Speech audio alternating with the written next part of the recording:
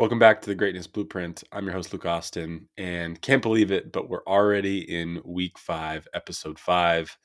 Time has gone incredibly fast. It's amazing how much work goes into every little episode. When I look at these large podcast episodes where they're doing 2-3 hour podcasts, it's incredible. Right? I put a week's worth of effort and I get 13 minutes worth of content. So it's definitely a learning journey for me. A lot of things that I want to continue to evolve. I know through today's episode, it's been just you and me. But as we move into episodes 6 through 10, I want to start bringing in some additional guests. Other folks that can allow us to explore different parts of ourselves, different topics, and become more well-rounded in our pursuit for greatness. So look out for that. If you have interest in participating in an upcoming episode, or maybe even have a topic you'd like us to delve into, I'd love to hear from you. So please reach out to me on social media or at my email, luke@greatness-blueprint.com, and we can start talking about how we can get you involved. So let's pivot to today. So today's topic, we're talking about something that we've all experienced in one way or another, and this is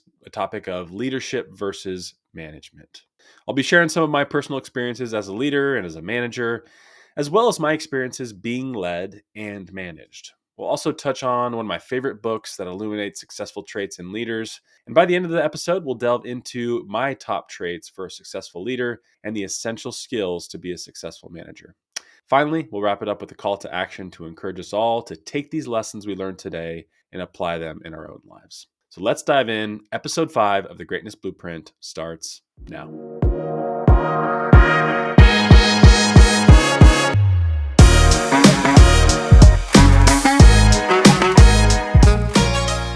Now, before we dive into talking about some different stories related to my personal experiences with different leaders and managers, I think it's important that we establish a baseline of what do we define as a leader and what do we define as a manager, right? Often these are used interchangeably, more specifically in professional environments, right? If you're in a workplace environment, typically your manager is kind of your leader, right? While they have some overlap, are fundamentally different. Right. So if I think of what a good leader is, I think of someone who inspires and really creates a vision for a group of people to go and conquer that mission, that vision, right? If you have a really strong leader, they're able to paint this light at the end of the tunnel for you so that your day-to-day actions within your work or within your team become easy, right? It's not a daily grind.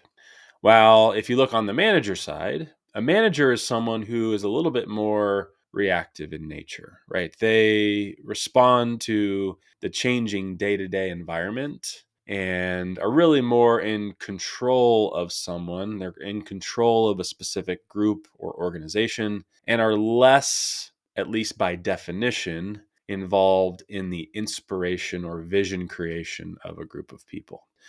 So, before we dive into my specific example, I want you to take just 30 seconds and think about someone in your life that has been a great leader for you and how they made you feel.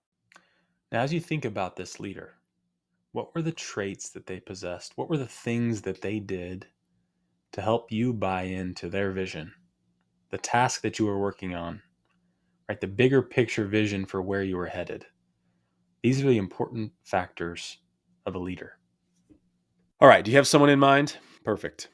So let's consider this. When we think of someone as a leader, right, we think of them as creating this impactful vision on us, right? Chasing something ambitious, being able to buy us into something that is bigger than ourselves. And to me, if I look at someone in the current space, the current world, who is standing above many others in terms of being a leader, I think of Elon Musk. Right. And why do I think of Elon Musk? Well, he's taking on all these ambitious projects and he started all these different companies who are doing things that have never been done. Tesla with the electric cars, SpaceX, right, where they are landing and reusing these rockets and just thinking about things in a different way to allow us to get to a different endpoint. And it's not as if we say, hey, Elon Musk is managing us to space exploration with SpaceX, right? That's not the case. Elon Musk is leading the human race in its pursuit of space exploration. And to me, that's the difference between a manager and a leader. The latter, a leader, is inspiring, and the former is really just directing and controlling some of the day to day movements that may be on the path to the vision, but aren't inherently tied together. So, now that we've talked a little bit about some of the definitions of how we define leader and management, and you've thought about someone in your life who you see as a leader, what are the things that they do? Have they inspired a vision with you? Did they make you feel like you were doing something that was bigger than yourself? Right? Those are the traits of a leader, inspiring you to do more than you think you can possibly do and buy into an incredibly powerful vision. So now that we've talked a little bit about the definition of a leader and a manager, we have that baseline. Let's dive into a couple of my personal stories to help kind of tie it all together. And the first story I'm going to tell today is me at Idaho State playing football again. And this was where I played college football. And by the time I had become a senior, I had had some success and was elected to be a team captain that year. And this was a great honor for me, something that I felt like I had worked really hard for. And at the time, I thought I was doing a good job as a leader on the team, right? I would lead by example. That was my best form of leadership at that stage in my life. But what I did not do, what I failed to do as a captain on that team, we had a really good team, a lot of really good talent, but we didn't have someone helping create the vision for what our team could become. We didn't have someone trying to buy us into something bigger than ourselves. Right? We were missing that piece. Sure, maybe I led by example, but that insinuating that it would help drive a vision to success was incorrect, right? While leading by example has its place, I also needed to take it to the next step and say, "Hey team, we have all of these skills, we have all these great talent. Let's create a vision for how great we can be, inspire people to play harder and be better than they can possibly be, and drive that vision from within the team." And unfortunately, it didn't.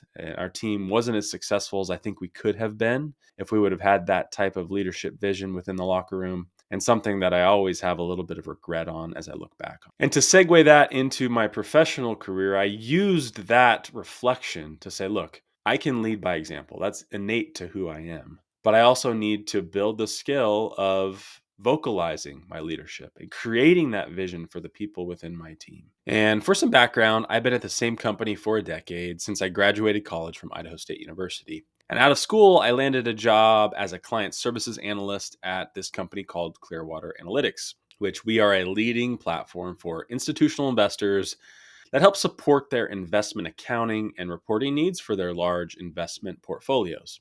And when I started, it was a very fast paced, growing startup tech company that had just opened its second office location in Scotland. And now we have many offices all over the globe. We're expanding into Europe and Asia. It's been fun and exciting and has given me a ton of professional opportunity to learn more about leadership and management along the way. So, with that background, I want to dive into some of my experiences along this journey. And as I outlined in my stories from college, I was not always the most vocal leader, right? Someone who liked to lead by example, put in the hard work and bring others along for the ride with me. And about 2 years into my time at Clearwater, I had transitioned from my role as a client services analyst to an account manager. And I was now the face of these client relationships, had some additional responsibility and just more exposure and seniority within the team. As I continued to do well in this role as an account manager, I started to elevate myself just as a leader within the team. I would take time out of my day to train people within the team. I would send out knowledge share emails to the group and just find ways to add value to those around me. And before long, I was tapped on the shoulder. "Luke, we want you to take over the team as the team lead." And honestly, I was pretty shocked at the time. I was only 24 years old and still had so much to learn. I didn't feel like I was ready to be a manager of people that were either my age or older than me. And, they had been peers to me for many years. But, the challenge sounded really exciting and I took the job. And this team that I took over, we started at the very bottom, right? We survey our clients every year on their satisfaction. And when I took over the team, we were the lowest in the organization. But within a year, we had completely turned that around and held the highest customer satisfaction within the group. Now, none of that happened overnight, right? So, what about that experience allowed this team to bounce back? I certainly did not have it figured out right away. So, as a leader, what are some of the things that I learned along the way? And I want to point out some of my mistakes first. The first and most blaring mistake that I made as a team lead during my time there was I let a client leave the system, right? We had this new client, they were coming through implementation. My team ran those implementations. I had someone on the team running it. And they had vocalized some concerns to me, the client did, about the speed and the pace and the communication style that they were getting from this individual. I sat down with this person. We put together a plan. We got it back in a good state. I thought, great. He's learned his lesson. He's moving on. Unfortunately, I did not continue to oversee it in the way that I should have. That client ended up leaving the system, and I ended up having to sit in the corner office with our CEO and the rest of the executive team to explain what had happened. Really a poor job of me just overseeing that relationship. And that was my first foray into management, right? Managing people that maybe aren't as motivated to be successful, and you have to have a little bit more control than maybe you would as a leader.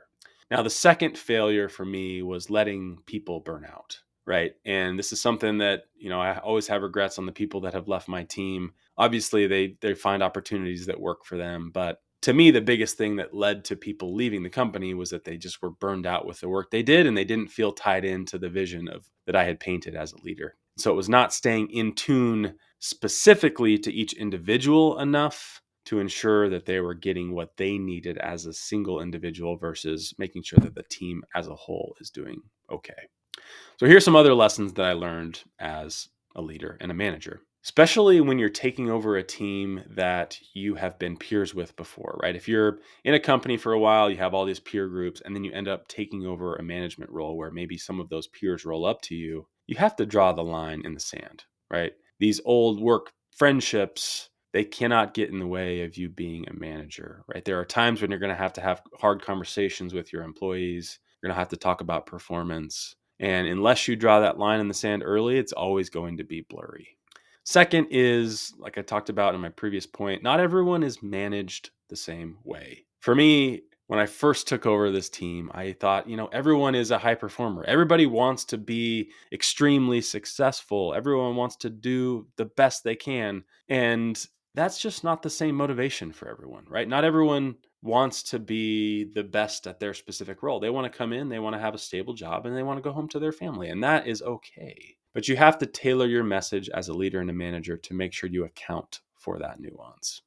Third, and it's kind of related, but don't assume everyone on your team is a high performer, right? Not everyone is going to be the best of the best, and that is okay. You have to find the strengths within your team, put people in places where they can be most successful, and still allow everyone to be high performing in their specific part of the team. Don't be afraid to fail and fire people fast. I think this is something that as leaders and as managers, we take very personal, especially when we're less experienced, right? It's kind of an ego hit to us to say, look, we hired this person onto the team. I believed in them when I hired them. They're not contributing what they want to, but I'm just going to keep hoping that they turn the corner, right? That is so detrimental to the team around you. Whereas you could just say, look, this isn't working. I made a mistake as a manager, own up to it, end up letting go of that individual, and your whole team will be better off and thankful for it. Fifth is feedback in the moment is the only feedback that should be given, right? And we'll do another session on feedback at some point, but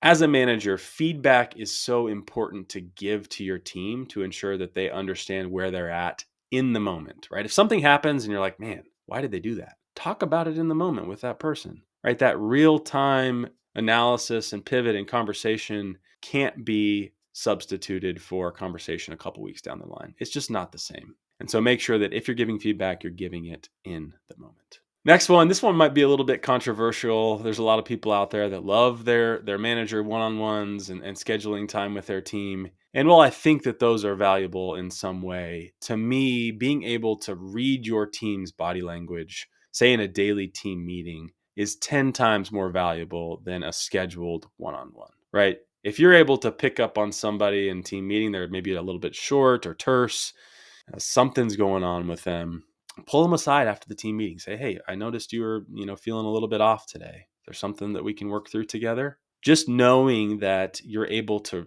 kind of read your team, understand that there's something that's a little bit off with them, and then pull them aside and talk to them about it can go a really long way.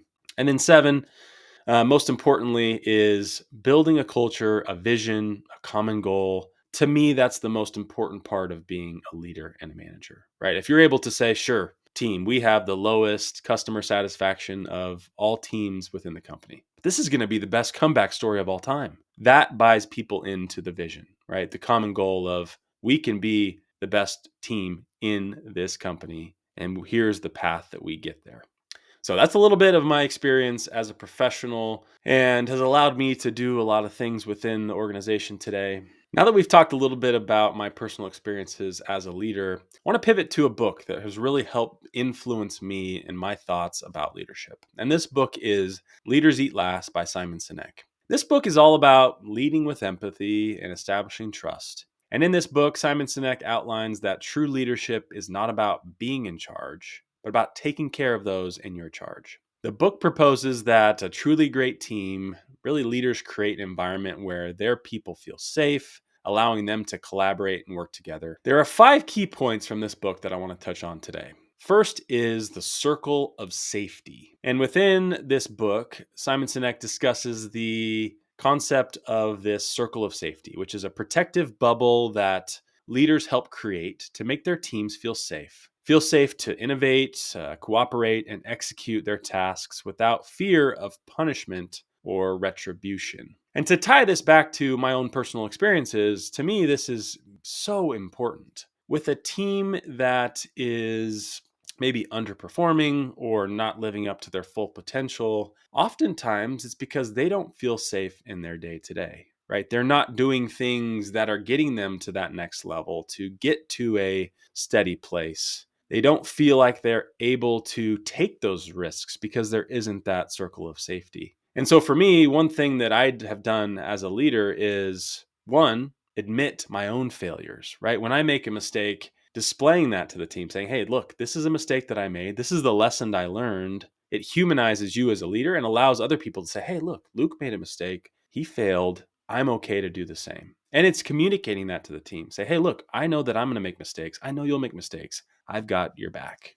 The second point from the book that I want to cover today is sacrifice and empathy. And this is really saying that the best leaders are those who are willing to sacrifice their own comfort, maybe even their own survival if necessary, for the good of those in their care. This sacrifice and empathy helps build trust and cooperation across the team. And if I look at my own personal experience again for this example, oftentimes as a leader, you're going to face tough times, right? Let's just say, for example, I had this client that they left the system and I had to go sit in the corner with my executive team to talk about what happened, right? And at that point, it's not the team didn't do it or this individual didn't do it. It's I, as a leader, did not do a good enough job with X, Y, and Z. And therefore, as a result of that, this happened, right? You have to be willing to dive on the sword for your team, still hold them accountable on the back end, but to the world, you are the face of this team. You are the leader of this team, and you need to go to bat for your group as if you are. The next point that he makes in his book is that leadership is an infinite game. And what do I mean by an infinite game? I'll give credit to Alex Hormozy, who's another content creator that I love following. But if you look at doing business, right, as an example, the goal is to not win at doing business, it's to stay in business. The goal of being married is not to win at being married, it's to stay married, right? That's an infinite game. The same applies to leadership, right? It's not about winning at leadership. It's about staying in a leadership mentality to continuously strive to be better. Creating this long-term vision, establishing a culture, these underlying fundamentals that can allow you to succeed for the long term and not just for the short term. The final point that I want to cover from Simon's book is the dangers of putting numbers first, right? And Simon Sinek warns us against the dangers of prioritizing just numbers and metrics over people, right? If we're too focused on the metrics, we deprioritize the innovation, the creativity, and the other factors that can really drive the long-term success of an organization. And I've seen this in my own organization, right? Where there's been a lot more scrutiny on metrics and numbers. And while I think that's really valuable, that only tells a portion of the story, right? You have to take into account How do you make someone feel in your day to day, right? Are you a great employee, but nobody likes working with you, right? Those factors and the things that are maybe unwritten or not defined as metrics are also just as important. Finally, to wrap it up, I want to touch on two key quotes from this book. First is, if your actions inspire others to dream more, learn more, do more, and become more, you are a leader. And the second quote, we call them leaders because they go first, because they take the risk before anybody else does, because they will choose to sacrifice so that their people may be safe and protected. Two great quotes about being a leader, and hopefully it inspires you to take action and become a leader or refine some of your leadership qualities in your own day-to-day life. And again, look, leadership is an infinite game. The goal is not to win at being a leader. It's to keep playing the game, continue leading your team to the next new challenge, creating and inspiring other leaders, and continuing to aspire for greatness. Now that we've talked a little bit about my personal experiences, we talked a little bit about some of the lessons learned from Leaders Eat Last book from Simon Sinek. I want to wrap it all up together to outline my top 5 qualities that I believe makes a good leader and a good manager. It's not going to be everything that it takes to be a good leader and manager, but these are some of the top ones that I recommend. So first, if we look at the top qualities of a leader, I think the first is creating a vision, right? Creating a vision for greatness that others can buy into. Seeing that light at the end of the tunnel, seeing the overall big picture that allows them to feel like they're doing something bigger than themselves. Second is inspiration, right? Creating that unique inspiration to each individual that you're trying to get that vision bought into, right? You have to connect with them in a specific way to help create that path to the vision you created. Third is communication, right? You cannot create a vision by leading by example. That's a piece of being a leader, but communicating where you want the team to go, the culture that you want to establish, the things that you expect from your individuals on your team, that is important to being a leader. Fourth is empathy, right? Everyone you lead will be different. And in order to properly reach that broad of an audience, you must empathize with each and sell your message accordingly, right? It's going to be different for maybe a person with a family versus a person out of college. Your messaging and your ability to read people, your empathy has to differ from person to person. Fifth is decision making, right? As a leader, are you quick and decisive and move with confidence? There are going to be times when you fail as a leader. But if you're stuck in decision making, you're never going to reach and be successful. So being able to be quick, decisive, understand that you will make mistakes, failing fast, being okay with that, putting your ego to the side is an important part of being a leader. Next, the top 5 skills of being a strong manager. One is adaptability, right? The landscape of a manager is always changing. The team that I took over when I became the team lead at Clearwater was not the team that I was when it ended, right? We had new people on the team. A lot of people had gone on throughout the company and done different roles. We had new clients. And so being able to adapt to all those new changes, think on your feet, and keep people motivated with these changing demands is an incredibly important part of being a manager. Second, and this is where there's a little bit of overlap with the leader quality, is communication, right? The biggest failure of a manager is not communicating your expectations with the team, right? If you expect them to do X, Y, and Z, you better have told them to do X, Y, and Z, right? Do not assume that they just know to do these things. And that is a very key trait of a manager. Third is delegation, right? A great manager does not do all the work, right? He or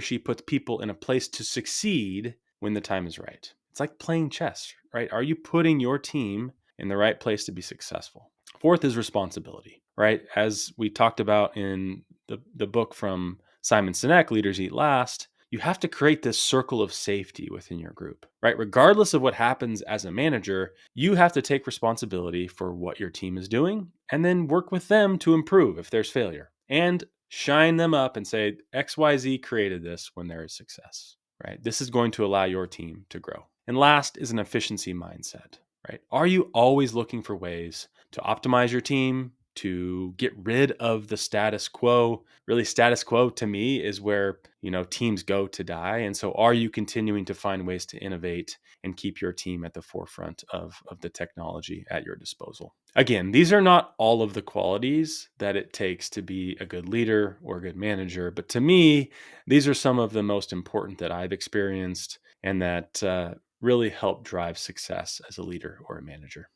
So if there are others that you have on your end that you think are most important, I'd love to hear about those qualities. Please share them with me and we can have a conversation about the ways you've seen those be impactful in your life. We've covered a lot of ground in this episode. We've discussed the definitions of leadership and management. We've talked through some of my personal experiences and lessons learned as a leader and a manager. And then we've talked about some of the top qualities of a good leader and a good manager. I hope you'll take the time to reflect on these topics and consider how you can apply them to your own life. And remember, these small steps can lead to big changes. Now let's move on to this week's call to action, right? We've learned a little bit more about leadership and management, and many of us are leaders or managers in our own life. My ask of us all today is to go back into our own lives and think of an area in which maybe we're not quite fully at our full potential from a leadership or management perspective, right? Maybe we're leading by example today and expecting that drives the vision for our team, right? Maybe we are being vocal, but maybe we're not taking as much responsibility as we could when things get tough, right?